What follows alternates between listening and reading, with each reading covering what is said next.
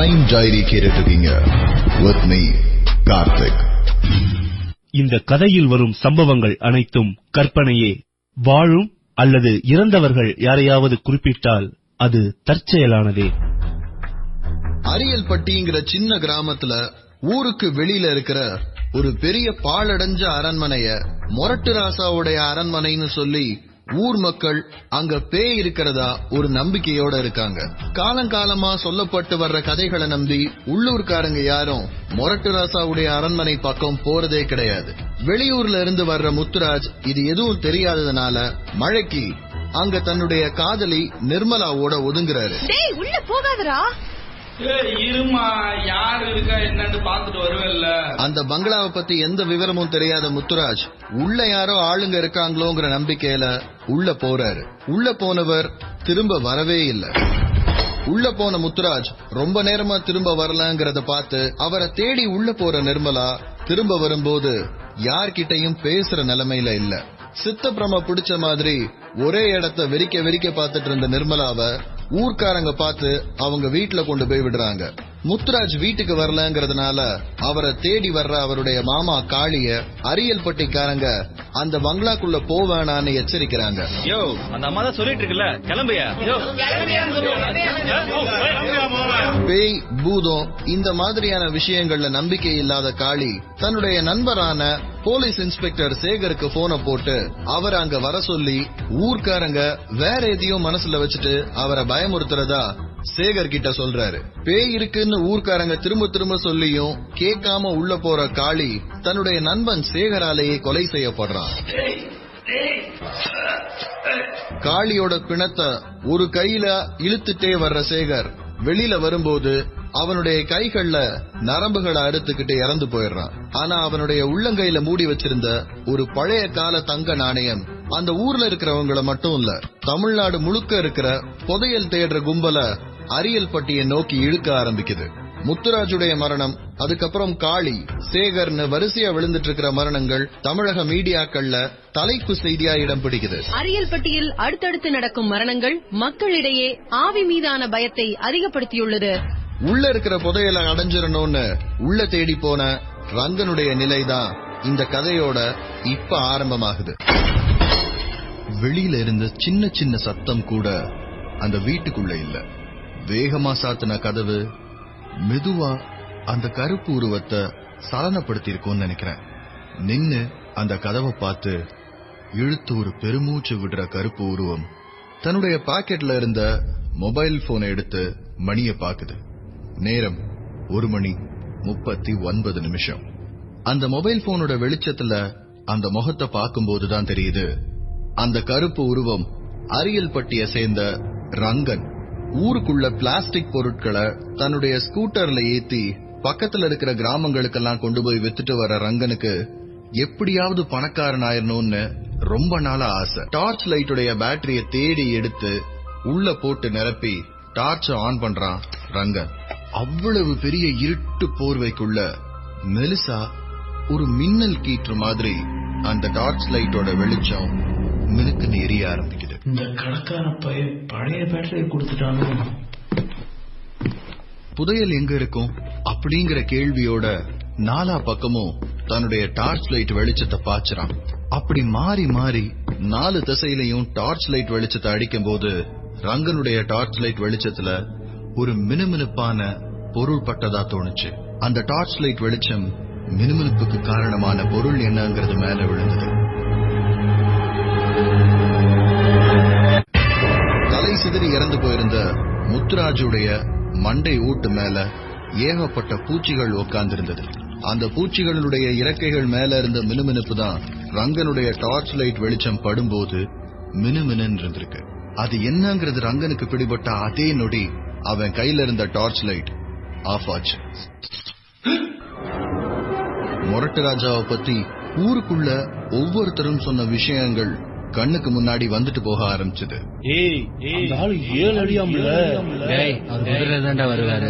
அவரு கருப்பா ஒசரமா இருப்பாரா? ராத்திரி அந்த மாளிகை பக்கம் போனா அவர் நடமாடுற சத்தமா கேக்குமா. அவருக்கு முயல் கறினா ரொம்ப இஷ்டமா. ஒரு நாட்டியக்காரினா அவருக்கு ரொம்ப பிடிக்குமா. அவளோட ஆவி கூட அங்கதான் இருக்கு. சில நேரம் சிரிப்பு சத்தம் எல்லாம் கேக்கும். இந்த எல்லா விஷயமும் ஒரு அரை நொடிக்குள்ள ரங்கனுடைய மனசுல ஓடி முடிஞ்சிருச்சு. அவசரமா தன்னுடைய பைக்குள்ள இருந்த தீப்பெட்டியும் மெழுகுவர்த்தியையும் தேடி எடுக்கிறான் ரங்கன். எப்படியாவது அதை பத்த வைக்கிறதுக்கு முயற்சி பண்றான். ஆனா ஒவ்வொரு தீக்குச்சியும் ரொம்ப வேகமா அணைஞ்சிருது. 4வது குச்சியில அந்த மெழுகுவர்த்திய பத்த வச்சு சுத்தி பாக்குறான். இருமல் ஜாஸ்தியாக தன்னுடைய குரல் வளை நெரிக்கப்படுற மாதிரி உணர்ற ரங்கன் பய பீதியில எப்படியாவது இந்த வீட்டை விட்டு வெளியில போனா போதுங்கிற நோக்கத்துல தன்னுடைய பைக்குள்ள இருந்த தீக்குச்சிகளை ஒவ்வொன்னா பொருத்த ஆரம்பிக்கிறான். கதவு எங்க இருக்குங்கிறத தேடுற படலத்துல தீப்பெட்டியில இன்னும் கடைசி 3 குச்சிகள் மட்டுமே இருக்கிற நிலைமையில கதவு எங்க இருக்குங்கிற திசை புலப்படுது. பயத்தோட மூச்சு வாங்கிக்கிட்டே ஓடி போய் கதவை திறக்கிற ரங்கன் அதுக்கப்புறம் அங்க நிக்கவே இல்லை. வேகமா ஓட ஆரம்பிக்கிறான் தன்னுடைய வீட்டை நோக்கி. தனக்கு பின்னாடி இருந்து ஏதோ வேகமா ஓடி வர்ற சத்தம் கேட்டு கண்ணை முழிச்சு பாக்குறாரு காவலுக்கு போடப்பட்டிருந்த போலீஸ்காரர். உள்ள இருந்து கருப்பா ஒரு உருவம் மூக்குல ரத்தம் சொட்ட வெளியில ஓடி வரத பாத்துட்டு திருடனா இருப்பானோங்கிற அவசரத்துல குனிஞ்சு லத்தியை எடுக்கிறாரு. அடிச்சிட வேணாங்கிற பாவனையில கைகளை உயர்த்தி ஆட்டிக்கிட்டே ஓடி வர ரங்கன் சரியா விழுந்தது அந்த கான்ஸ்டபிளோட காலடியில. கீழே விழுந்தவனுக்கு என்ன ஆச்சோ அப்படிங்கிற பதட்டத்துல மெதுவா அவனை திருப்பி பாக்குறாரு போலீஸ்காரர். ரங்கனுடைய மூக்குல இருந்து ரத்தம் வடிஞ்சிட்டு இருக்கு. ஆனா மூச்சு மட்டும் வரல. மொரட்டு ராசாவோட மாளிகைக்கு இன்னொரு பலி. ரங்கனோட சாவுதான் அடுத்த நாள் ஊர் முழுக்க பேச்சா இருந்த விஷயமே.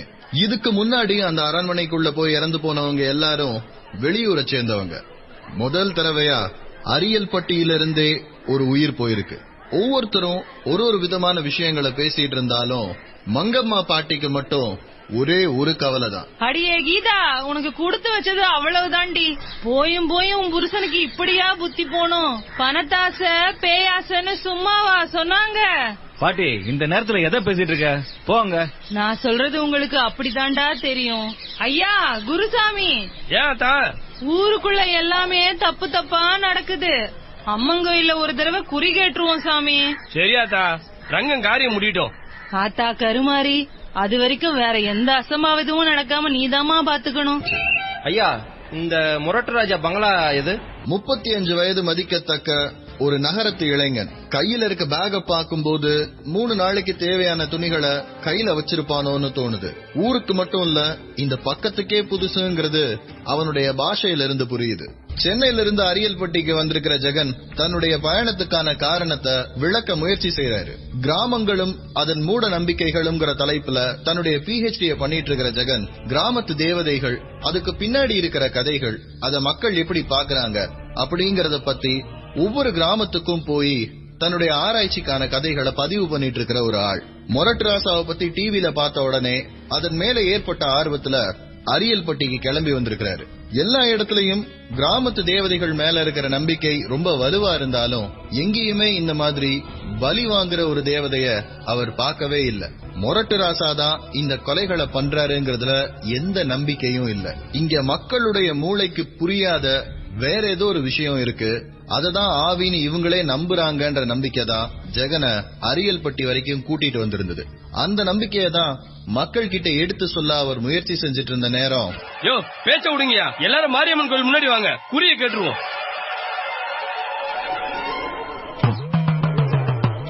அத்தா, இது என்ன இத்தனை வருஷம் இல்லாத சோதனை இந்த ஊருக்கு?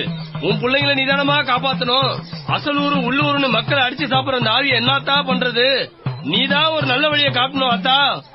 பூசாரியுடைய உடுக்க அடி ஏற ஏற அங்கங்க சில பெண்கள் தன்னிலை மறந்து ஆட ஆரம்பிச்சிருந்தாங்க.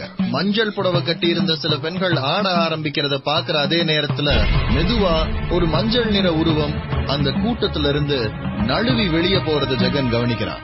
ஊர் கூட்டத்துல தன்னை யாருமே பாத்திரக்கூடாதுங்கிறதுல மங்கம்மா பாட்டி எடுத்துக்கிட்ட அதீத ஆர்வம் ஜெகனுக்குள்ள ஏகப்பட்ட சந்தேகங்களை கொண்டு வந்தது.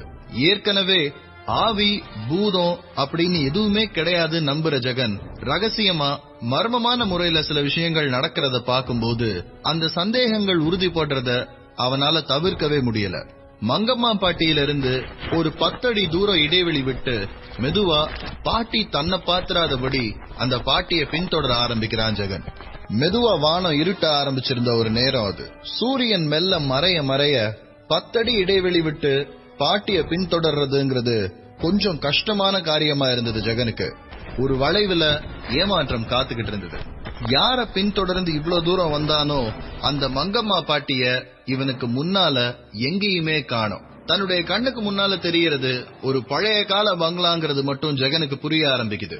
இருட்டுல அங்கங்க சிதிலமடைஞ்சிருக்கிற அந்த பெரிய உருவத்தை பார்க்கும்போது ஒருவேளை இதுதான் மொரட்டு ராசாவுடைய அரண்மனையா இருக்குமோங்கிற சந்தேகம் ஜெகனுக்குள்ள வர ஆரம்பிக்குது. தூரத்துல கோயிலோட மணி வேகமா ஒலிக்க ஆரம்பிச்சது. ஆத்தா, நீ சொன்ன மாதிரியே இனிமேல் நாங்க யாரும் அந்த அரண்மனை பக்கமோ அந்த தெரு பக்கமே போக மாட்டோம். என்னையா ஆத்தா அருள்வாக்கு கேட்டீங்கல்ல? பூசாரி அந்த கேள்வியை கேட்கறதுக்கும் ஒட்டுமொத்த ஊரே சேர்ந்து ஆமான்னு சொல்லி முடிக்கும் போது ஜெகனுடைய கண்கள் விழுந்த இடத்துல அதே மஞ்சள் கலர் புடவை கட்டின பாட்டி. ஊர் மக்களுடைய சத்தம் அடங்கின உடனே முதல் குலவை போட ஆரம்பிச்சதே மங்கம்மா பாட்டி தான். அந்த பாழடைஞ்ச வீட்டுக்குள்ள போன பாட்டி அதுக்குள்ள எப்படி வேகமா திரும்ப இங்க வந்ததுன்ற கேள்வி ஜெகனுடைய மனசுக்குள்ள சுத்த ஆரம்பிச்சது. ஆனா இந்த கேள்விகளுக்கெல்லாம் முன்னாடி கவனிக்க வேண்டிய ஒரு கேள்வி இருந்தது. இன்னைக்கு ராத்திரி எங்க தங்க போறோம் அப்படிங்கிற விஷயத்த முடிவு பண்றதுக்காக ஊர் மக்கள் ஒவ்வொருத்தரும் கலைஞ்சு தன்னுடைய வீட்டை நோக்கி நகர ஆரம்பிக்கும் போது கூட்டத்துல தனக்கு பக்கத்துல நின்னுட்டு இருந்தவர்கிட்ட மெதுவா பேச்ச ஆரம்பிச்சான் ஜெகன். அண்ணா, இங்க தங்குறதுக்கு ஒரு இடம் கிடைக்குமா? யோ, இது என்ன உங்க ஊரு மாதிரி நினைச்சியா? மொத்தமே 120 வீடு தான் தம்பி. இல்ல அந்த ஸ்கூல் பில்டிங் அந்த மாதிரி ஏதாவது? அதுக்கெல்லாம் பஞ்சாயத்து தலைவர்கிட்ட முன்னாடியே பர்மிஷன் வாங்கிருக்கணும். இப்பவே 6:30 மணி ஆகி போயிருச்சு. அப்படிங்களா? சரி, இந்த ஊர்ல இருந்து கடைசி பஸ் எப்ப வெளில போறது? 9 மணிக்கு ஒண்ணு வரும். ஏன், என்ன பண்ண போற? இல்ல பக்கத்துல போய் எங்கேயாவது தங்கலாமான்னு பாக்குறேன். யோ, இது அரியல் பட்டி, அடுத்து வேங்கி பட்டி, இப்படியே ஒரு 18 பட்டி போகும். எந்த ஊர்லயும் நீ நினைக்கிற மாதிரி தங்கறதுக்கு இடம் எல்லாம் கிடைக்காது. போறதுன்னா ஒரு 3 மணி நேரம். நீ டவுனுக்கு போனாதான் ஆகும். அப்படியான? சரிண்ணா. யோசனையோட ஜெகன் தலைய தொங்க போட்டுட்டு மெதுவா நடக்க ஆரம்பிக்கும் போது அவ்வளவு நேரம் ஜெகன் கிட்ட பேசிட்டு இருந்த மாணிக்கத்துக்கு பாவமா தான் இருந்தது. ஏ தம்பி, இல்லையா? மொரட்டு ராசாவுடைய அரண்மனைக்கு காவலா போடப்பட்டிருந்த 3 போலீஸ்காரங்களும் தங்களுக்குள்ள டியூட்டிய மாத்தி மாத்தி போகும்போது அவங்க தங்குறதுக்காக ஊர் மக்கள் சின்னதா ஒரு தடுப்பு மாதிரி ஏற்படுத்தி கொடுத்திருந்தாங்க. இதோ அங்க இருக்கிறாருல போலீஸ்காரரு, இன்னைக்கு ஒரே நைட்டு தான், நாளைக்கு காலைல விடிஞ்சவன கிளம்பிடுறேன்னு கேட்டுப்பாரு. ஜெகன் போய் போலீஸ்காரர் கிட்ட என்ன பேசுனாங்கிறது மாணிக்கத்துக்கு தெரியாது. சரின்ட்டாண்ணா, ரொம்ப நன்றிண்ணா. நன்றி எல்லாம் இருக்கட்டும், ஆனா நாளைக்கு காலையில கிளம்பிடணும். ஆத்தா என்ன சொல்லுச்சுன்னு கேட்டியா? ஆமா, பாதியில எங்க போன நீ? அது போன் வந்துச்சுண்ணே. சரி, எதுவோ காலையில கிளம்பிரு, புரியுதா? ஜெகன் மேல ஒரு சின்ன சந்தேகத்தோட ஏற இறங்க பார்த்துட்டு மாணிக்கமும் அவர் வீட்டை நோக்கி நடக்க ஆரம்பிச்சாரு. தட்டியில போடப்பட்ட ஒரு சின்ன மறைப்பு உள்ள போய் தலைமாட்டுல பேக வச்சுட்டு அதுக்கு மேல குளிக்கிறதுக்காக கொண்டு வந்திருந்த துண்டை சுத்தி வச்சு மெதுவா கண்ணை மூடி யோசிக்க ஆரம்பிக்கிறாரு ஜெகன். இந்த பங்களாக்கு யாருமே போகலனா யாருக்கு லாபம்? அந்த பங்களாவோட ஓனர் யாரு? இந்த பாட்டி ஏன் அங்க போச்சு? இப்படிங்கிற கேள்விகள் மனசுக்குள்ள மெதுவா ஓட ஆரம்பிக்கும் போது தன்னை மீறி பயண களைப்பு அழுத்த தூங்கி போயிடுறாரு. திடீர்னு ஜெகன் முழிச்சு மணி பார்க்கும் போது நேரம் 2:14. ஐயோ, இந்த நேரத்திலே முழிச்ச? எப்பயோ படிச்ச ஒரு கொரியன் பழமொழி எல்லாம் ஞாபகத்துக்கு வந்தது ஜெகனுக்கு. நைட்டு 2 மணில இருந்து 3 மணிக்குள்ள திடீர்னு யாருமே எழுப்பாம முழிப்பு வருதுன்னா உங்களுக்கு பிடிச்ச யாரோ ஒருத்தருடைய ஆன்மா உங்களை உத்து பாத்துக்கிட்டு இருக்குங்கிற கொரியன் பழமொழி தேவையில்லாத நேரத்துல தேவையில்லாத விஷயமா மனசுக்குள்ள வந்தது. யாரா நீங்க? ஒரு ராத்திரி நைட்டு 2 மணிக்கு முழிக்கும் போது இந்த மாதிரியான கேள்விகள் வர்ற போது அந்த மொரட்டு ராசாவுடைய அரண்மனைக்குள்ள போறவங்களுடைய மனநிலைய ஜெகனால தெளிவா புரிஞ்சுக்க முடிஞ்சது. இப்படித்தான் ஒவ்வொரு இடத்துலயும் ஆவி பேய்னு இருட்டுக்கு பேர் வைக்கிறோமோ அப்படிங்கிற யோசனையோட தடுப்புக்கு வெளியில வேடிக்கை பாக்குறாரு ஜெகன். அப்பதான் அந்த உருவத்தை கவனிக்கிறாரு. தன்னுடைய பாக்கெட்ல இருக்கிற செல்போனை எடுத்து பிரைட்னஸ முழுக்க குறைச்சிட்டு மெதுவா அது காட்டுற கம்மியான வெளிச்சத்துல தன்னுடைய தடுப்புல இருந்து வெளியில வந்து அந்த உருவம் போன பாதையிலேயே நடக்க ஆரம்பிக்கிறாரு ஜெகன். ஒரு சில வினாடிகளுக்கு அப்புறம் கண்கள் இருட்டுக்கு பழகினதுக்கு அப்புறம் செல்போனை பாக்கெட்ல வச்சுட்டு தூரத்துல அந்த உருவத்தினுடைய அசைவை வச்சு அது போற திசையை அனுமானிச்சுக்கிட்டே ஒரு குறிப்பிட்ட இடைவெளியை விட்டு பின்தொடர்ந்து போயிட்டு இருக்கிற ஜெகனுக்கு சாயங்காலம் நடந்த அதே விஷயம் திரும்பவும் நடக்குது. அதே வளைவு, அதே பாழடைஞ்ச பங்களா. ஆனா இப்போ அந்த பங்களால இருந்து கொஞ்சம் தூரத்துக்கு முன்னாடி சேர் போட்டு அதுல ஒரு கான்ஸ்டபிள் தூங்கிட்டு இருக்கிறாரு. அவருக்கு பின்னாடி கயிற்றாலான ஒரு போலீஸ் தடுப்பு. ஓஹோ, இதுதான் அந்த பங்களாவா? மொரட்டு ராசாவுடைய பங்களா எதுன்றத அவர் கண்டுபிடிச்சாலும் தனக்கு முன்னாடி நடந்து போயிட்டு இருந்த உருவம் எங்கன்றத ஜெகனால கண்டுபிடிக்கவே முடியல. போலீஸ்காரங்க கிட்ட ஏற்கனவே அறிமுகமாயி அந்த தடுப்புல தூங்கிக்கிறேன் பெர்மிஷன் கேட்டிருந்ததுனால தன்னை ஒருவேளை போலீஸ்காரங்க பார்த்தா தான் யாருன்றத அவங்க சீக்கிரம் அடையாளம் கண்டுக்குவாங்கன்ற பயம் ஒரு பக்கம். ஆத்தா சொன்ன அருள்வாக்கு, பூசாரியுடைய பயமுறுத்தல்னு எல்லாத்தையும் தாண்டி இந்த ஒரு உருவம் மட்டும் எதுக்காக மொரட்டராசாவுடைய அரண்மனைக்குள்ள போகுதுங்கிற யோசனை ஒரு பக்கம். கொஞ்ச நேரம் காத்திருந்து பார்க்கலாமேங்கிற யோசனையோட ஒரு வசதியான சாய்வை தேடி அதுல சாஞ்சுக்கிட்டு காத்திருக்க ஆரம்பிக்கிறாரு ஜெகன். நொடிகள் நிமிடங்கள் ஆகுது. மெதுவா நேரம் கடந்து ஓட ஆரம்பிக்குது. தூரத்துல எங்கேயோ யாரோ எதையோ கடப்பாறையால உடைக்கிற ஒரு சத்தம்.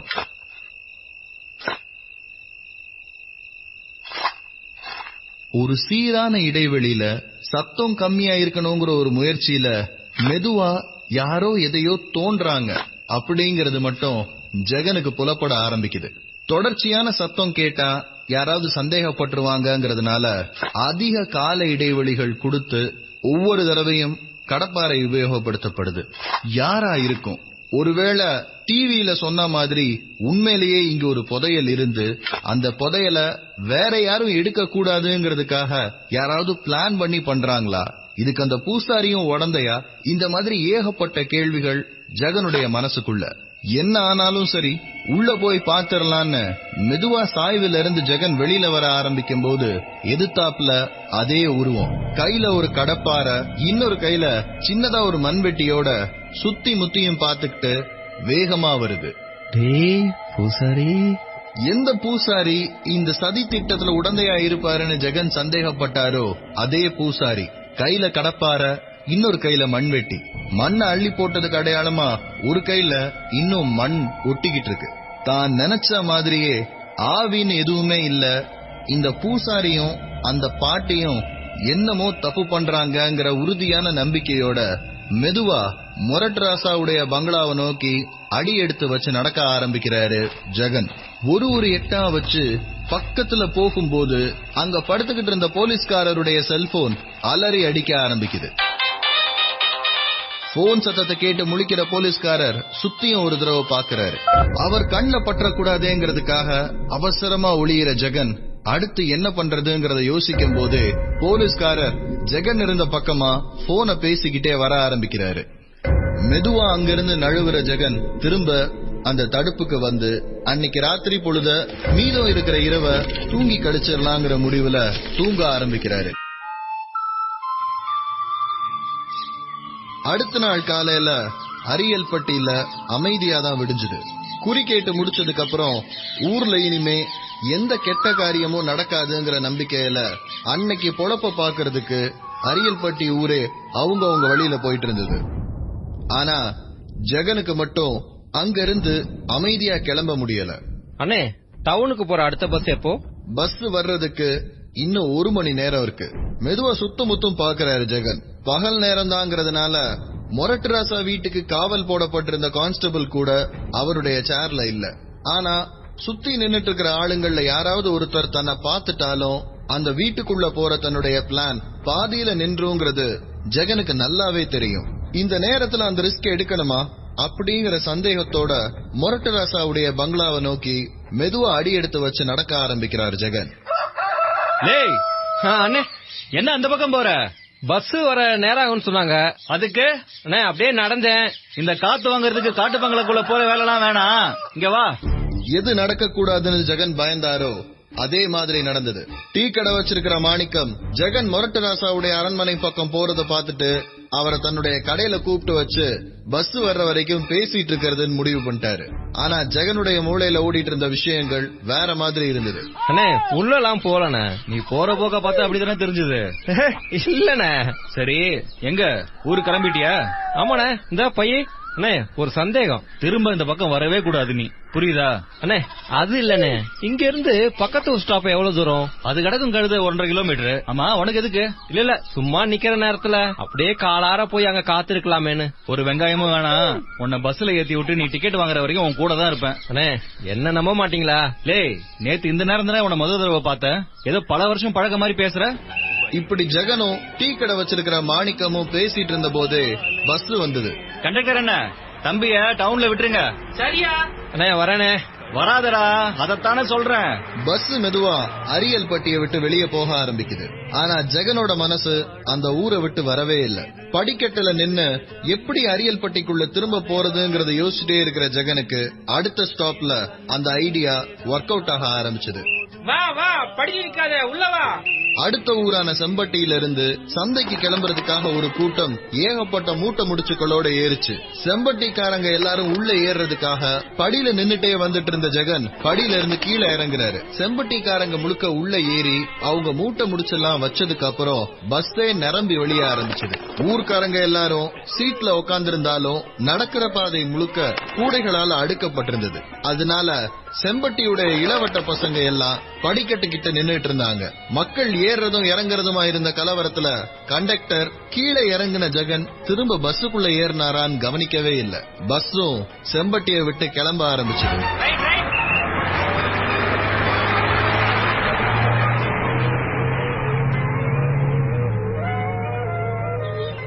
பஸ்ஸுக்கு பின்னாடி அமைதியா நின்னுட்டு இருந்த ஜெகன் இப்ப மெதுவா அரியல் பட்டியை நோக்கி நடக்க ஆரம்பிச்சாரு. செம்பட்டியோடைய ஊருக்கு சம்பந்தமே இல்லாம ஜீன்ஸ் பேண்டும் முழுக்கை சட்டையும் ஸ்போர்ட்ஸ் ஷூவும் போட்டுட்டு கீழே நின்னுட்டு இருக்கிற ஜெகனை பார்க்கும்போது ஊர்க்காரங்க வித்தியாசமா பார்க்க ஆரம்பிச்சாங்க. மணி 9:30 நைட்டு வரைக்கும் என்ன பண்றது? ஒரு தண்ணி பாட்டில் கொடுங்க. பாட்டிலா? அந்த கருமலாம் இல்ல தம்பி, தா குடத்துல இருக்குல்ல. பொதுவா வெளியூர்ல இருந்து வந்து தண்ணி பாட்டில் வாங்க வேண்டிய அவசியமே இல்லாத ஒரு ஊரு. இந்த ஊர்ல எப்படி இன்னைக்கு நாள் பொழுது முழுக்க கழிக்கங்கிற யோசனையோட மெதுவா அரியல் பட்டியை நோக்கி நடந்துட்டு இருக்கிற ஜெகனுக்கு அடுத்த பிரச்சனை மெதுவா ஆரம்பிக்குது. இவ்வளவு பெரிய ரூட்ல ஒரு கடை கூடவா இல்ல? டேய் பசிக்குதுடா. குடிக்கிறதுக்கு தண்ணி இல்ல, சாப்பிடுறதுக்கு கடை இல்ல. இந்த பிரச்சனைகளோட வெயில் உச்சி பொழுது நெருங்கி இருந்துச்சு. ஒவ்வொரு பஸ் வரும்போதும் ஜெகனுடைய பிரச்சனை அரியல் பட்டிக்காரங்க யாராவது பஸ்ல இருந்து தன்னை பாத்திரக்கூடாதேங்கிறதுனால பஸ் தன்னை கடந்து போகும்போது ஏதாவது ஒரு மரத்துக்கு பின்னாடி ஓடி போய் ஒளிஞ்சுக்க வேண்டி இருந்தது. ஆனா வந்த பஸ்ஸே 3 தாங்கிறதுனால அந்த பிரச்சனை பெரிய பிரச்சனையா தெரியல. முதுகுல சுளீர்னு வெயில் அடிக்குது, நாக்கு தண்ணிய தேட ஆரம்பிக்குது. மெதுவா நடந்து போயிட்டு இருக்கிற ஜெகனுடைய கண்ணுல அந்த வயல் வரப்ப ஒட்டுநாப்புல இருந்த ஒரு பம்பு செட்டு கண்ணுல படுது. 2 கையாலையும் பிடிச்சு ஆசை தீர தண்ணிய குடிக்கிற ஜெகன் அங்கேயே கொஞ்ச நேரம் காத்திருக்கிறதுன்னு முடிவு பண்றாரு.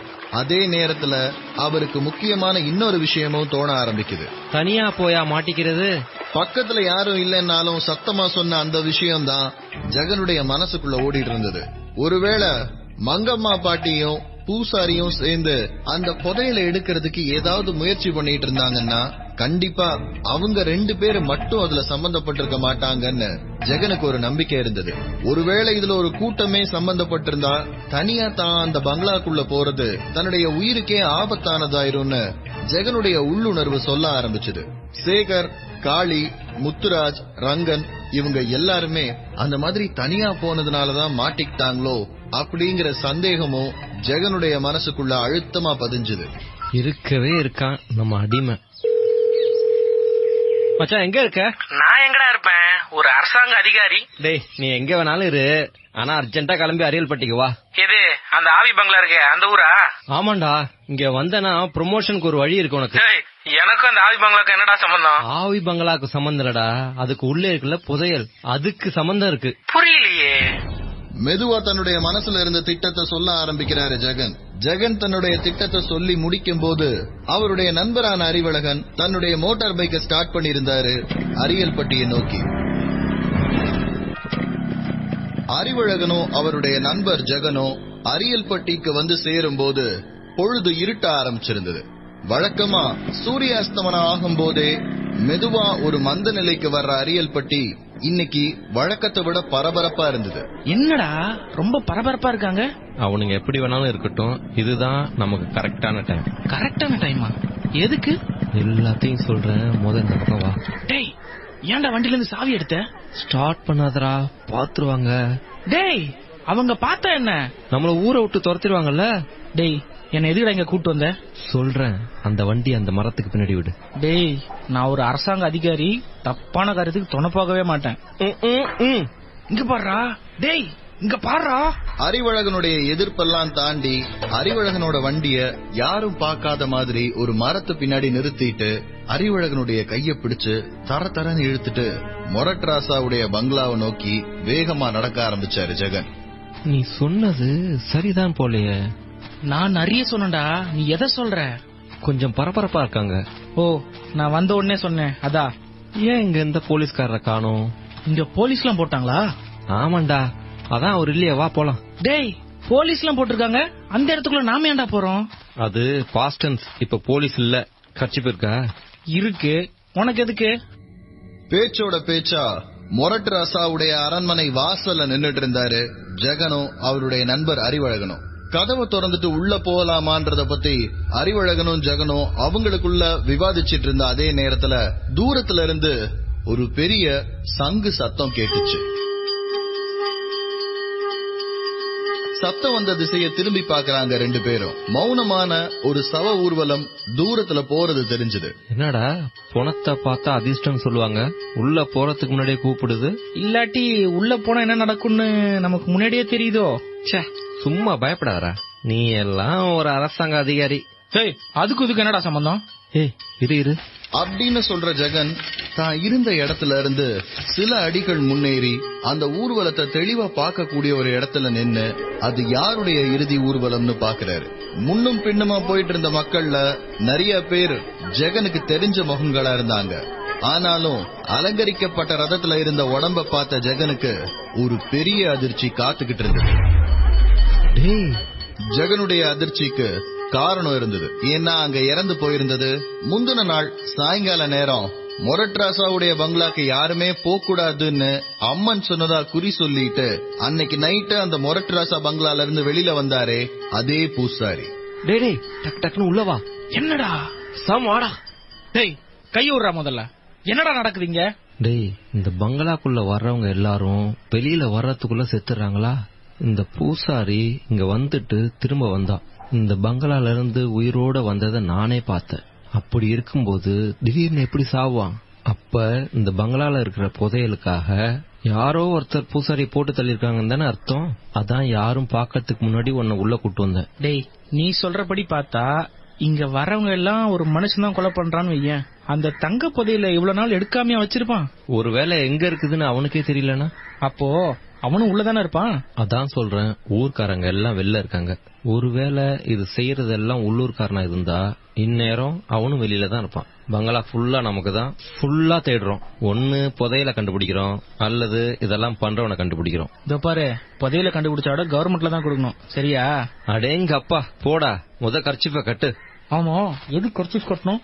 ஒருவேளை உள்ளூர்காரன் வந்து நம்மள பாத்துட்டானா? ஆமா, இந்த இருட்டுல அப்படியே நம்ம மூஞ்ச பாத்துட்டாலும். மொபைல் போன் லைட் உதவியோட மெதுவா அந்த இடத்தை சுத்தி சுத்தி பாத்துக்கிட்டு ஒரு இன்ச்சா முன்னேறாங்க ரெண்டு பேரும்.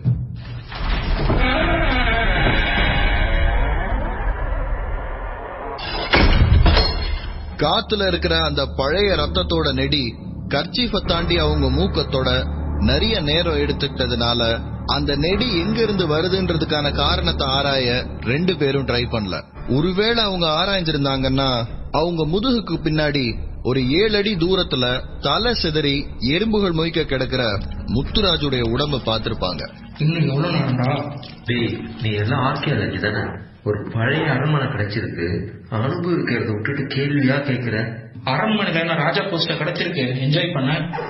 ஜெகன், இதுல கீழே சேகரும் காளியும் எந்த இடத்துல இருந்த ஒரு மரக்கதவை திறந்துட்டு படிக்கட்டுகள்ல இறங்கி கீழ் அடுக்குக்கு போனாங்களோ அந்த இடத்துல மெதுவா ஜெகனும் அறிவழகனும் இறங்க ஆரம்பிச்சாங்க. பங்களாவுக்குள்ள இருந்த காற்றினுடைய அழுத்தம் இப்பதான் மெதுவா 2 பேருக்கும் தெரிய ஆரம்பிச்சது. இந்த பழைய காலத்து அரண்மனைனா நிறைய காற்றோட்டத்தோட கட்டிருப்பான்னு கேள்விப்பட்டிருக்கேன். இது என்ன இப்படி அடைஞ்சு போயிருக்கு? தம்பி, மொரட்ராஸோட அரண்மனை சொல்லி தானே சொல்றாங்க. ஆள் ஒரு மாதிரி தானடா. 2 பேர் கையில இருக்கிற செல்போன்ல இருந்து வர்ற டார்ச்சினுடைய ஒளி வெள்ளத்துல மெதுவா முதல் கட்ட அடைஞ்சு சுத்தி பாக்குறாங்க. 8 பேர் உட்கார்ந்து பேசக்கூடிய சின்ன அரசவை மாதிரியான அந்த செட்டப்ப அறிவழகன் ஆச்சரியத்தோட பாத்துட்டு இருக்கிற நேரத்துல ஜெகன் மெதுவா முன்னேறி 2வது கட்டான அந்த படுக்கை அறைக்குள்ள போறாரு. புதையல்னா மேலாப்ல இருக்காது, கீழே எங்காவது சுரங்கம் இருக்கான்னு பாரு. முட்டாப்பாயில ஏடா கத்துன? நீ ஏடா விட்டுட்டு போன? நீ கத்துனது மட்டும் அவனை கேட்டு இருந்ததுன்னா அதான் ஊருக்காரங்க எல்லாம் பூசையோட போயிட்டாங்கல்ல. அப்புறம் ஏன்னா கர்ச்சிப்பா கட்டிருக்கோம். இதுதானடா முதலே நான் கேட்டேன். ஒரு சேஃப்டிக்கு இருக்குமேன்னு சொன்னேன். யாருமே இல்லாத வீடு தானேன்னு 2 பேரும் சத்தமா பேசிட்டு இருந்த விஷயம் திடீர்னு கேட்ட இந்த சத்தத்தால டைவர்ட் ஆகுறாங்க 2 பேரும். சத்தம் வந்த திசையை நோக்கி மெதுவா நடந்து போறாங்க 2 பேரும். கால்ல போட்டிருக்க செருப்பு சத்தம் கூட யாருக்கும் கேட்காத மாதிரி மெதுவா அடி எடுத்து வச்சு சத்தம் வந்த திசையை நோக்கி அவங்க போய் பார்க்கும்போது அங்க எதுவுமே இல்ல. ஒரு பெரிய உலோகம் மோதின மாதிரியான ஒரு சத்தம் இருந்தது. கீழே ஏதாவது விழுந்து கிடக்கான்றதையும் தேட ஆரம்பிக்கிறாங்க. ஆனா தரையில அந்த மாதிரி எதுவுமே இல்ல. அந்த நேரத்துல தான் ஜெகன் முதல் தடவையா அத ஃபீல் பண்ண ஆரம்பிச்சாரு. டேய், ஒரு மாதிரி தொண்டையெல்லாம் இருக்கிற மாதிரி தெரியல. ஒருவேளை அவன் ஏதாவது பொடிங்கிட்டே கடந்துட்டானா? நம்ம வெளியே போயிட்டு நாளைக்கு வரலாமா? டேய், நீ அந்த கட்சி கத்த முதல்ல மூக்க மூடு. அவங்க 2 பேரையும் தவிர பங்களால 3வதா ஒரு ஆள் இருக்கிற மாதிரியான ஒரு பிம்பத்துல அதுக்கு அடுத்த கட்ட நடவடிக்கைகளை எடுக்க ஆரம்பிச்சாங்க ஜெகனும் அறிவழகனும். டேய், 2 பேரும் ஒரே இடத்துல இருக்க வேண்டாம். நீ அந்த பக்கம் போ, நான் இந்த பக்கமா பாக்குறேன். 2வது கட்டை தாண்டி 3வது கட்டுக்குள்ள அடி எடுத்து வைக்கிறாரு அறிவழகன்.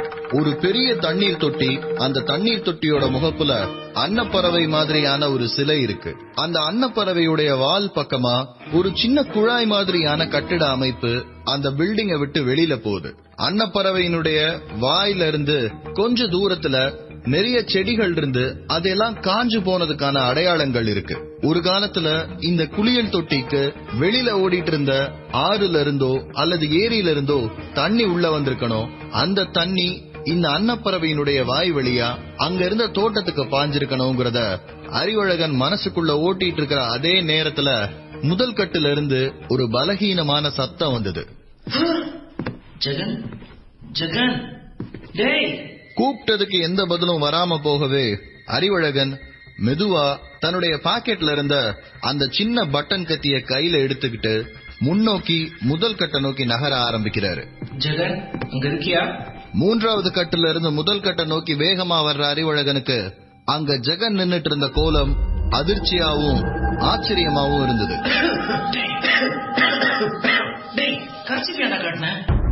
கழுத்துல தொங்கிட்டு இருந்த கர்ச்சீஃப திரும்ப மூக்க மறைக்கிற மாதிரி ஏத்துறதுக்கு அறிவழகன் ட்ரை பண்றாரு. முதல் தடவை அறிவழகன் ஜெகனுடைய கழுத்தை தொட்டும் போது வேகமா தட்டி விடுற ஜெகன் அதுக்கப்புறம் அறிவழகன் பக்கத்துல வரும்போது அவரை தாக்குறதுக்கு ரெடி ஆகுறாரு. இருமி கண்கள் எல்லாம் செவந்து கழுத்துல இருக்கிற நரம்புகள்லாம் புடைச்சு நின்னுட்டு இருக்கு.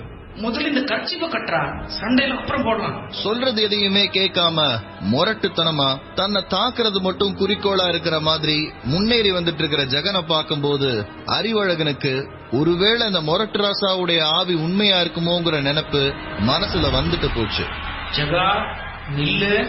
அதையும் கேட்காம கையில இருந்த மொபைல் போனை கத்தி மாதிரி நினைச்சுக்கிட்டு அறிவழகனுடைய வயிற்றுல குத்துறதுக்காக முன்னேறின ஜெகனை தனக்கு தெரிஞ்ச தற்காப்பு கலை மூலமா அமைதியாக்குறாரு அறிவழகன். சாரி, எல்லாம் உங்களுக்கு ஞாபகம் வரும்போது கேட்டுக்கலாம். ஜெகனை அடிச்சு மயக்கமாக்குற அறிவழகன் அதுக்கப்புறம் என்ன பண்ணணும்ங்கறத பத்தி வேகமா யோசிக்க ஆரம்பிக்கிறாரு. இதுவரைக்கும் 3 கட்ட சோதனை போட்டாச்சு. ஆனா எங்கேயுமே ஒரு புதையல் இருந்ததுக்கான அடையாளமே இல்ல. ஒருவேளை உள்ளவரை எல்லாரையும் கொலை பண்ற ஒரு மர்ம கும்பல் புதையலை எடுத்துட்டு தப்பிச்சு போயிட்டாங்களா? அப்படி இருந்தா பூசாரிய நேத்து நைட்டு அவங்க கொலை பண்ண வேண்டிய அவசியம் என்ன வந்தது? இந்த மாதிரியான கேள்விகள் அறிவழகனுடைய மனசுக்குள்ள ஓடிக்கிட்டே இருந்தது. அந்த யோசனையோடையே கீழே விழுந்து கிடக்கிற ஜெகனுடைய முகத்தை பாக்குற அறிவழகனுக்கு இன்னும் அதிர்ச்சியாச்சு. இருமி இருமி செவந்து போயிருந்த ஜெகனுடைய முகம் கொஞ்சம் கொஞ்சமா பச்சையா மாற ஆரம்பிச்சது. ஐயோ, வாட்டர் பாட்டில் எடுத்துட்டு வரலையே. வேற வழியே தெரியாம ஜெகனை தூக்கி தோள்ல போட்டுட்டு வந்த வழியிலேயே வேகமா ஓட ஆரம்பிக்கிறாரு அறிவழகன். கதவை திறந்துட்டு அறிவழகன் வெளியில வரும்போது முன்னாடி காவலுக்கு இருந்த போலீஸ்காரங்க யாருமே அவங்க இருக்க வேண்டிய இடத்துல இல்ல. கண்ணு கெட்டின தூரம் வரைக்கும் யாரையுமே காணோம். மொபைல்ல மணி பாக்குற அறிவழகன் மணி 9:15 ஆயிருக்கு. உள்ள போய் கிட்டத்தட்ட 2.5 மணி நேரம் ஆயிருக்கு. ஆனா கீழே இருந்ததுல நேரம் போனதே தெரியல. மேல வந்த போதும் இவங்க உள்ள போயிட்டு வெளியில வந்ததை பார்க்க யாருமே இல்லங்கிறது தற்செயலா நடந்த விஷயம் தானா அல்லது அதுக்கும் மேல இருக்கிற ஏதாவது ஒரு விஷயமாங்கிறத பத்தி அறிவழகன் யோசிக்கிற நிலையில இல்ல. ஜெகன அங்க இருந்த ஒரு பாறை மேல படுக்க வச்சு சட்டை வட்டன்கள் எல்லாம் கலட்டி விடுறாரு. தொடர்ச்சியான இருமல்களுக்கு அப்புறமா முகம் நீளமா மாறுறது ஆக்சிஜன் குறைபாட்டுடைய அறிகுறிங்கிறது அறிவழகனுக்கு ஓரளவுக்கு தெரிஞ்ச விஷயமா இருந்தது. ஜெகனோட உயிரை காப்பாத்துறதுக்கு உதவுச்சு. மொரட்டு ராசாவுடைய அரண்மனைக்குள்ள மயக்கமான ஜெகனை வெளியில தூக்கிட்டு வந்து அவனுக்கு ஆக்சிஜன் கிடைக்கிறதுக்கான ஏற்பாடுகளை செஞ்ச அறிவழகன் தன்னுடைய பைக்ல இருந்த அந்த வாட்டர் பாட்டில் எடுக்கிறதுக்காக வேகமா பைக்கை நோக்கி ஓடுறாரு. மரத்துக்கு பின்னாடி ஒளிச்சு வைக்கப்பட்டிருந்த பைக்ல இருந்து வாட்டர் பாட்டில் எடுத்துட்டு அறிவழகன் திரும்பும் போது ஊர்க்காரங்க 2 பேர் அந்த வழியா கிராஸ் ஆகி போறத பாக்குறாரு. வர்றவங்க தன்னை பார்த்தா எப்படி ரியாக்ட் பண்ணுவாங்களோங்கிற சந்தேகத்துல அதே மரத்துக்கு பின்னாடி அமைதியா ஒளிஞ்சு நிக்கிறாரு அறிவழகன். பூசாரியோட கண்ணு மூடுறது எவ்வளவு கஷ்டமாயிடுச்சு பாத்தியா? எதையோ பார்த்தாப்ல வெறிச்சுக்கிட்டே நின்னுச்சு. இவருதான் யாரையும் அங்க போக கூடாதுன்னு சொன்னாருல்ல, அதான் மொரட்டு ராசாவோட ஆவி பலி வாங்கிடுச்சோ. பூசாரி தான் அம்மன் கிட்ட குறிக்கிட்ட எல்லாம் சொல்லிக்கிட்டு இருந்தாரு. இப்ப அவரும் இல்ல. இனிமே இந்த ஆவி என்ன ஆட்டம் ஆட போகுதுன்னு தெரியலையே.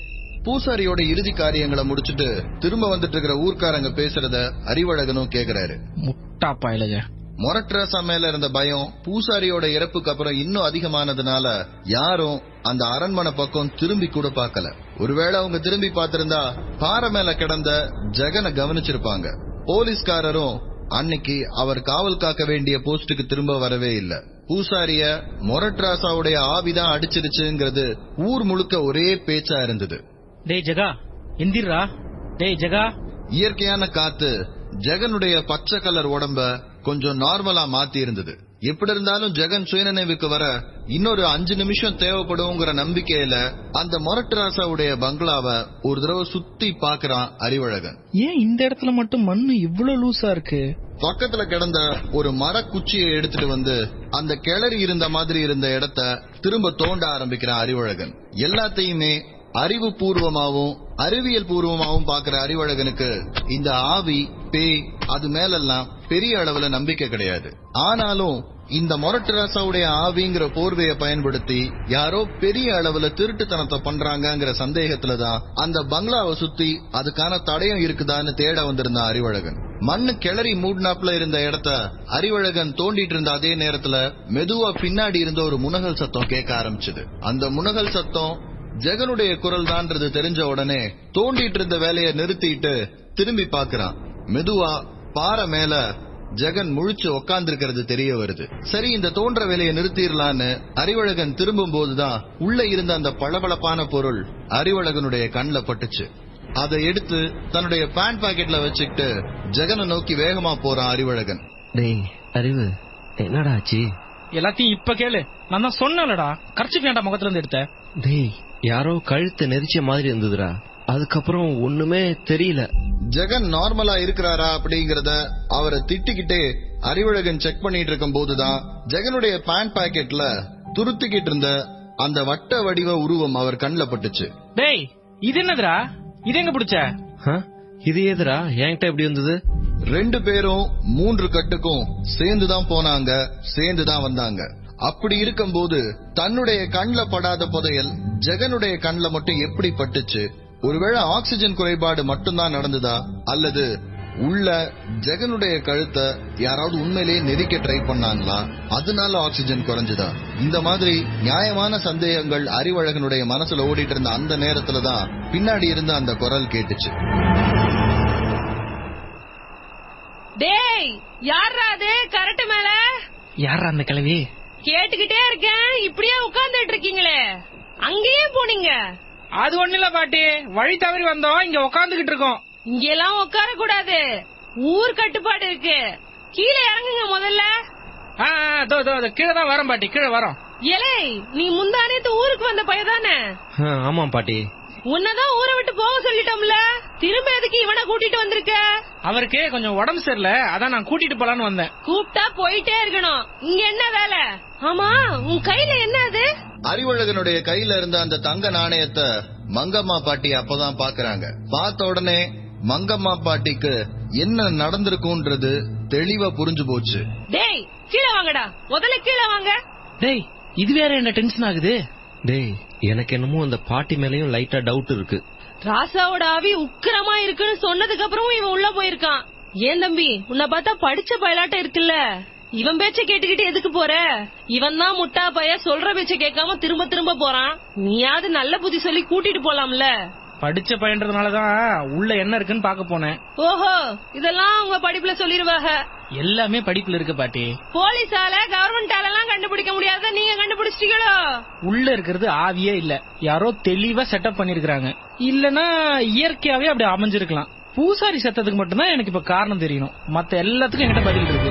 எல்லாத்துக்கும் ஒரே காரணம் தான், பேராசை பிடிச்சவன் எவனா இருந்தாலும் முரட்டு ராசா விட மாட்டாரு. பேராசையும் இல்ல, ஒரு ஆசையும் இல்ல, எல்லாத்துக்கும் காரணம் இந்த பூஞ்சை தான். அது என்னடா பூஞ்சை? மூன்றாவது கட்டுல நடந்துட்டு இருக்கும் போது சுவர்ல படிஞ்சிட்டு இருந்த அந்த பங்கஸ தன்னுடைய கையில எடுத்து வச்சிருந்த அறிவழகன் அததான் மங்கம்மா பாட்டி கிட்ட காட்டுறாரு. எம்ஏ ஹிஸ்டரி படிச்சிருந்தாலும் பிஎஸ்சி பாட்னி படிச்சிருந்த அறிவழகனுக்கு பங்கஸ் உடைய ப்ராப்பர்ட்டிஸ் என்னங்கிறது நல்லாவே தெரியும். ஆப்பிரிக்க காடுகள்ல இருக்கிற சில பங்கஸ் வகையராக்கள் மூளைய குழப்பி சித்தப்பிரம பிடிச்ச மாதிரி மாத்திருங்கிறத அறிவழகன் எங்கேயோ படிச்சிருந்தது இந்த நேரத்துல அவருக்கு ஞாபகம் வந்திருந்தது. மொரட்ராசாவுடைய பங்களாக்கு போறதுக்கு முன்னாடியே அறிவழகன் கிட்ட ஜெகன் என்னெல்லாம் நடந்ததுன்ற கதைய சொல்லி இருந்ததுனால உள்ள என்ன இருக்கலாம்ங்கிற யோசனையோட தான் அறிவழகன் உள்ளேயே போயிருந்தாரு.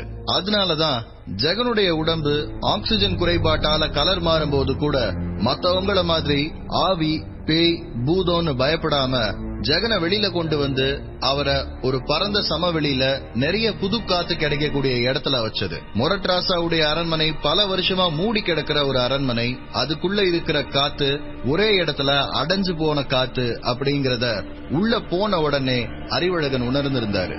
அதனாலதான் ஜெகன் கர்ச்சீஃப கட்டணுங்கிறதுல அறிவழகன் ரொம்ப கிளியரா இருந்தது. டேய், செவத்துல இருக்க பங்கஸ மூக்குல எப்பரா போவோம்? உள்ள போனதுக்கு அப்புறம் முதல்ல உனக்கு என்ன நடந்துச்சு? ஒரு மாதிரியா ஸ்மெல் அடிச்சுது, அதுக்கப்புறம் தும்மல் வந்துச்சு, அப்புறம் யாரோ கழுத்தை பிடிச்சுன்னு வச்சுட்டாங்க. உனக்கு இருமல் ஏன் வந்துச்சுன்னு உனக்கு தெரியுதா? அதான்டா அந்த ஸ்மெல்லுல தெரியலையே. தும்மல்ங்கிறது நம்மளுடைய சுவாசிக்கிற காத்துல ஏதாவது அலர்ஜி தரக்கூடிய பொருள் இருந்தா அத உடம்பு வேகமா வெளியேற்றுற வழி. அப்படி வெளியில தும்மல் வரும்போது அது கூடவே காத்து வேகமான அளவுல வெளியில வருமா. நீ அப்படி தும்பும் போது சுவர்ல இருக்க பூஞ்செல்லாம் அப்படியே வேகமா பறந்து இருக்கும். அதுல ஏதாவது நம்ம மூக்குக்குள்ள போயிருந்தா அப்பதான் இரும்ப ஆரம்பிச்சிருப்ப. இரு, இத பார். ஆப்பிரிக்காவுடைய அடர்ந்த காடுகள்ல கார்டிசப் பங்கு அப்படின்னு சொல்லிட்டு ஒரு விதமான காளானுடைய வளர்ச்சிய யூடியூப்ல காமிக்கிறாரு அறிவு. இந்த மாதிரி 7000 வகையான பூஞ்சை இருக்கான், நம்ம கண்டே பிடிக்காதது. சரி தம்பி, அப்ப இந்த காசு எப்படி உன் கைக்கு வந்துச்சு? அததான் நானும் யோசிச்சுக்கிட்டு இருக்கேன். ஆமா, அந்த பூசாரி எப்படி செத்தாரு? நான் சொல்ற பதில நீ நம்ப போறது இல்ல. இப்ப நான் ஒரு கேள்வி கேக்குறேன். ஆப்பிரிக்கால மட்டுமே இருக்குதுன்னு சொன்ன இந்த பூஞ்சை இங்க எப்படி வளர்ந்தது? அது எல்லாத்தையுமே உங்க மனுஷ மூளை சொல்லிராது தம்பி. இந்த மூளைக்கு புரியாத பல விஷயம் இந்த உலகத்துல இருக்கு.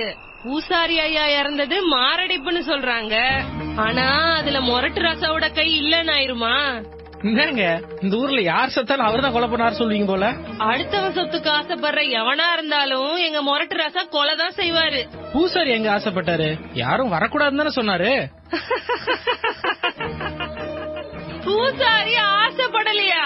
தோ உன் பக்கத்துல இருக்கானே, அவனை கேளு. என்னடா நீ மட்டும் தான் பார்த்தேன்னு சொன்ன? கிழவி கரெக்டா சொல்லுது. அதான்டா எனக்கும் தெரியல. ஆனாலும் இந்த கிழவியும் சந்தேகப்படக்கூடிய கைதான். சாமி, என்ன சந்தேகப்படாதீங்க. இந்த மொரட்டு ராசாக்கு ஒரு திவான் இருந்தாகல்ல, அவங்க ஒரு முறையில எனக்கு தாத்தா. பாத்தியா, பாட்டி புதையல்ல ஒரு பங்குக்கு வந்துருச்சு. ஐயா, இந்த புதையல எடுக்கிறதுக்கு நான் 500 வருஷம் காத்திருக்க வேண்டியது இல்ல. எங்க அப்பா தாத்தா காலத்திலேயே எடுத்திருக்கலாம். ஆனா எங்களுக்கு இது வேணான்னு தான் ஒதுங்கி இருக்கும். பூசாரி இங்க வந்தது புதையல்ல பங்கெடுக்க இல்ல, உங்கள மாதிரியே அவரும் இதை ஆவிதான்னு நம்பி இருக்காரு.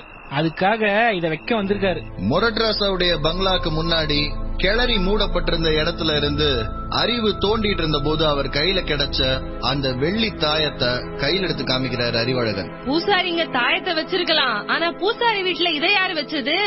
மங்கம்மா பாட்டி கையை திறந்து காமிக்கும் போது ஜெகனுடைய பாக்கெட்ல இருந்து அறிவழகன் எடுத்த இன்னொரு பழங்கால தங்க நாணயம். பூசாரிக்கும் ஆசை வந்திருக்கு, ஆனா வெளியே வந்த உடனே ராசா கிட்ட இருந்து தப்பிக்க தாயத்தை வச்சிருந்திருக்காரு. டேய், இத நான் எடுக்கவே இல்லடா, எப்படி என் பாக்கெட்ல வந்துச்சுன்னு தெரியல. டேய், பாட்டி தான் நம்மள கன்வின்ஸ் பண்ண பாக்குதுன்னா நீயும் அதுக்கேத்த மாதிரி பயப்படுற. தம்பி, நான் யாரு மனசையும் மாத்த வேண்டியது இல்ல. மூஞ்சில போட்ட துணி எடுத்தான்ல, அவனுக்கு இருமல் வந்துச்சா? நீ மூஞ்சில துணியே கட்டலையே, உனக்கு ஏன் வரல? ஆமாண்டா, நீ கச்சிஃபே கட்டல, கட்டணும்னு எனக்கு இருமல் வந்தது, உனக்கு வரல. ஏன்னா நீ சுயநலத்துக்கு வந்தவன், அவன் அரசாங்கத்துக்கு அதை எடுத்து கொடுக்கணும்னு வந்தவன். பாட்டி, இதெல்லாம் நாங்க உங்ககிட்ட சொல்லவே இல்லையே. உள்ள போன ஒருத்தன் வெளியே வந்து இவ்வளவு நேரம் ஆகியும் அவனுக்கு எதுவும் ஆகல அப்படின்னாலும் தெரிய வேணாவா? அவன் தனக்காக போல நாட்டுக்காக போயிருக்கான்னு. அறிவழகனுடைய எல்லா கேள்விகளுக்கும் மங்கம்மா பாட்டி கிட்ட பதில் இருக்குது. ஆனா மங்கம்மா பாட்டி கேட்ட எந்த கேள்விக்குமே அறிவழகன் கிட்ட பதில் இல்லங்கிறது அறிவழகனுடைய அறிவியல் மூளையவும் கொஞ்சம் குழப்ப ஆரம்பிச்சது. ஐயா, உலகத்துல நல்லதுன்னு ஒண்ணு இருந்தா கெட்டதுன்னு ஒண்ணு இருக்கும்.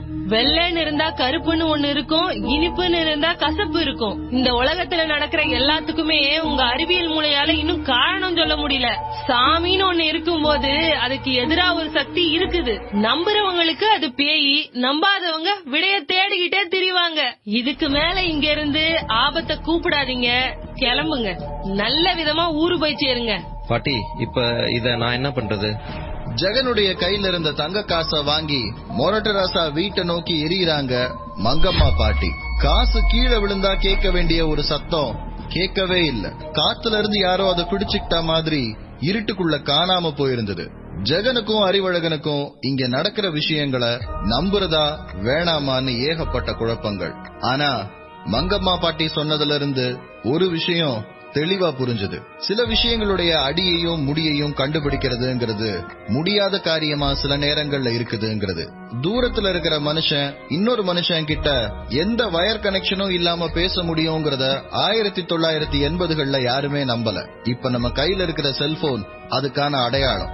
ஒரு இடத்துல இருக்கிற மனுஷன் கண்ணை மூடி மறைஞ்சு இன்னொரு இடத்துல தோன்ற முடியும்ங்கிறது சித்தர்களுடைய சக்தின்னு நம்ம புராணங்கள்ல படிச்சிருக்கோம். அத கண்ணால இப்ப பார்த்தவங்க யாருமே இல்ல. ஹோலோகாஸ்ட் அப்படிங்கிற ஒரு டெக்னாலஜி மூலமா அத ஓரளவுக்கு பண்ண வைக்க முடியும்னு அறிவியல் இப்ப நிரூபிச்சிட்டு இருக்கு. இந்த ஆவி, பேய், இந்த மாதிரியான விஷயங்களையும் அறிவியல் ஏதாவது ஒரு காலத்துல ப்ரூவ் பண்ணலாம். ஆனா அது வரைக்கும் இந்த மாதிரி மர்மமான விஷயங்கள் தொடரதான் செய்யும். கிரைம் டைரி பத்தின உங்களுடைய கருத்துக்களை எங்களுடைய Facebook பேஜான www.facebook.com/radiocityindia என்ற பக்கத்துல சொல்லுங்க.